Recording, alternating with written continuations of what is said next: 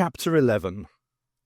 Freeth fussed over his guests like a middle-class hostess with social pretensions who had been surprised by a visit from royalty. The earnest discussion as to the precise degree of dryness the doctor preferred in his sherry, and the connoisseurship displayed over the Brigadier's choice of whisky, formed a lengthy prologue to the disclosure of the long-awaited facts which Freeth had promised. These turned out to be something of a disappointment. It seemed that Freeth, holding the position of interplanetary ambassador of the planet Paracon, as well as that of the chairman of its sole commercial corporation, had for some time been secretly negotiating a trade agreement with the leaders of the world community. "Secret negotiations? About a fun fair?" said the Brigadier, not convinced. Before Freeth could reply, the doctor spoke. "Is that good Scotch, Lethbridge Stewart?" What was he on about now, thought the Brigadier impatiently. "Best drop of malt I've tasted since my grandfather died," he said. "Why do you ask?" "And this sherry can only be described as noble," replied the doctor. "Mr. Freeth wants to get us on his side." Freeth laughed appreciatively, little drops of minty Campari spluttering from between his thick lips. "I said you were a clever clogs, Doctor," he said. "I'll go further. You're a smarty pants. Do go on." "He knows how wary the human tribe is of foreigners," the doctor continued to the Brigadier. "What sort of welcome do you think a gang of alien carpetbaggers from outer space would get?" Freeth took this insult as an example of the purest wit. Wiping his eyes as he strove to control his mirth, he managed to speak at last. "Not quite the expression I might have used myself, Doctor, but fundamentally you've hit it, on the button, or even the nose."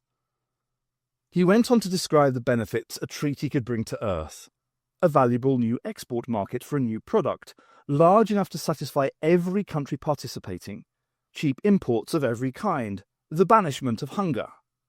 Indeed, the advanced technologies on offer would guarantee a life of ease and luxury to the vast majority of the world's population. "We want to share the paradise we have on Paracon," he concluded. "However, you can lead a horse to the water."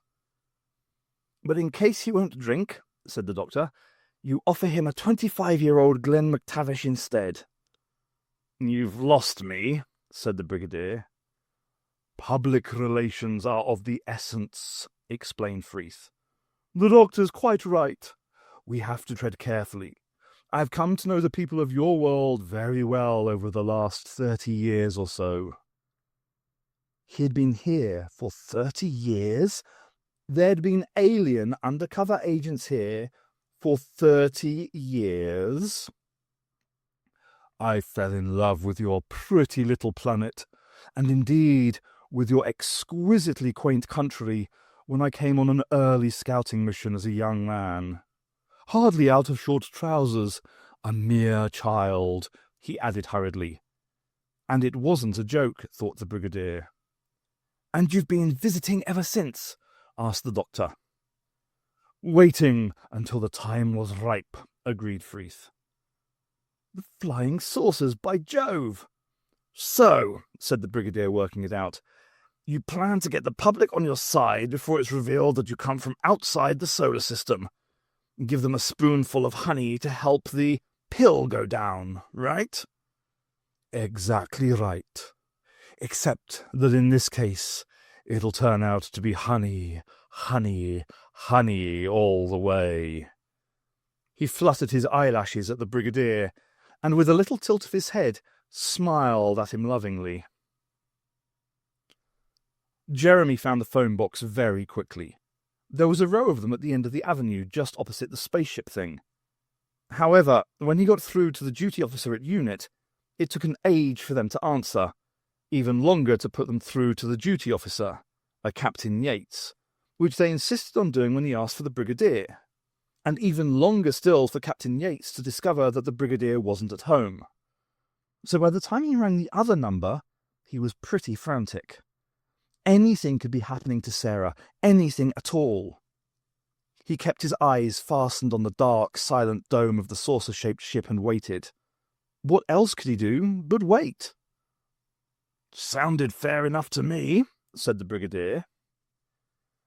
Freeth had shown every intention of escorting them all the way to the car, but the doctor had refused to allow it. Politely, but firmly.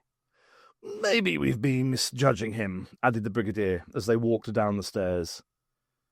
"On the principle that anybody who knows his malts as well as he does can't be all bad?" the doctor said.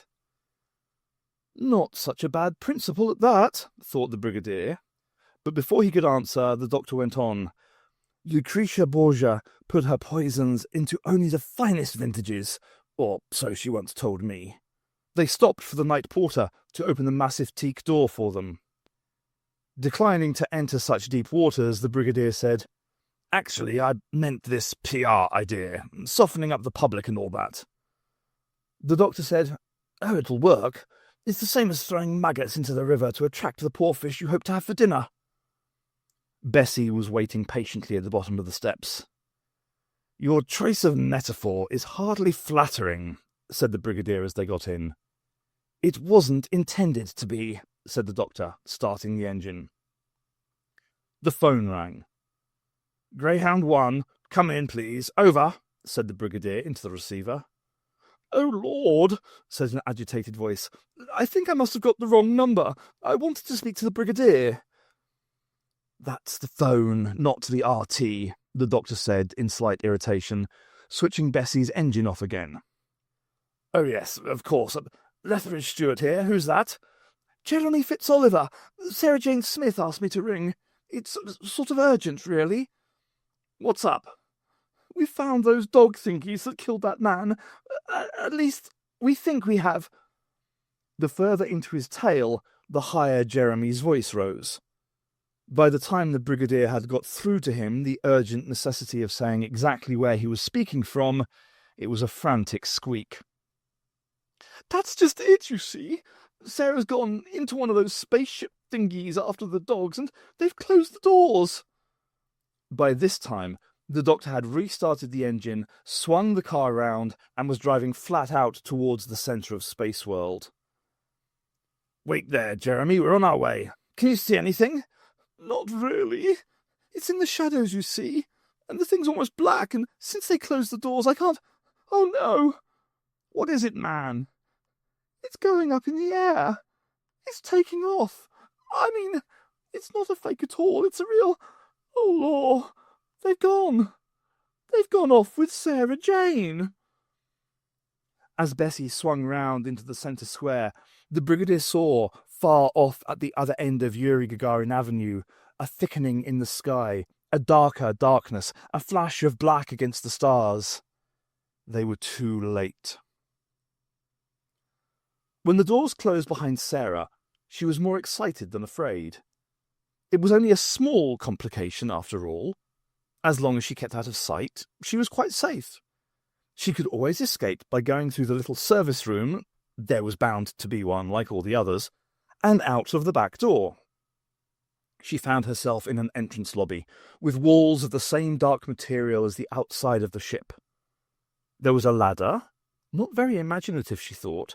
It was like the sort you'd have on a boat, and 3 doors. The growling, which was a little more subdued now, came from dead ahead through the only door that was open. She crept forward, her steps deadened by the thick pile of the black carpet, and peeped inside, breathing deeply to try to quieten the excitement of her heart. It was okay. The room was empty. But it clearly wasn't intended for parties of Space World punters. To start with, it was too small. But even more conclusively, it was fitted out in the most luxurious manner possible, with plump cushioned seats apparently covered with black velvet, walls patterned in grotesque but fascinating shapes which seemed to move as you looked at them, and the high-tech equipment, some familiar, some utterly strange, that you might expect in the first-class saloon of a private spacecraft of the future. A voice, It was the voice of Tragan, pitched over the top of the continuing growls, coming through a door on the other side of the saloon. "Crestin!" Quick, where to hide? Only one place, behind the large seat like a small sofa, which was up against the right-hand wall. If she got right down on the floor and wriggled, yes, there was just enough room, and she could still see the bottom of the farther door. "Warn me when you're about to make the jump into hyper," Tragan was saying. "Will do," came a quacking intercom voice in answer. "You've quite a while yet. I'm sorry, Vice Chairman, but in normal circumstances I'd have completed all the pre-flight routine in advance. And even after we've taken off, we have to clear the solar system first."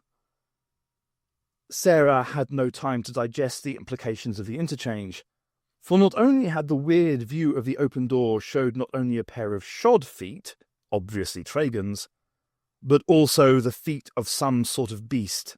Feet such as she had never seen before, feet which she wished she were not seeing now.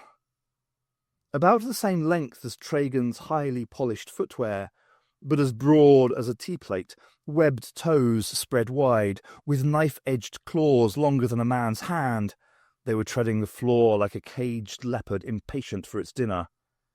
"Very good," said Tragan, in acknowledgement of the pilot's report, and moved forward to the open door, closely followed by his companion.